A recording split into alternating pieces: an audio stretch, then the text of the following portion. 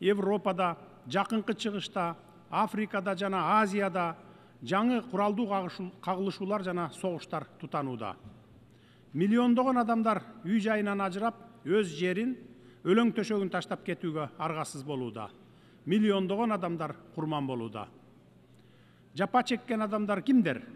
Негизинен карапайым эл.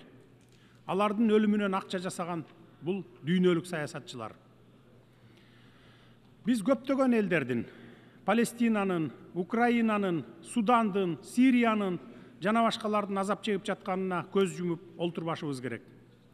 Ал жерлерде согуштук аракеттер уланып, карапайым адамдар кырылып, адам укуктары бузулууда.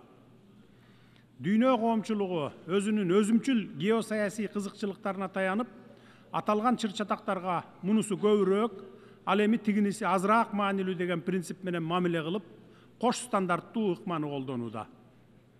Украинада дээрлик 4 жылдан бери жаңжал уланып, адамдар өлүп, жарандары өлкөдөн качып чыгууда. Биз АКШ президенти Дональд Трамп менен Россия президенти Владимир Путиндин Украинадагы жаңжалды жөнгө салууга багытталган аракеттерин жана чечимдерин колдойбуз. Биз буга кызыктарбыз.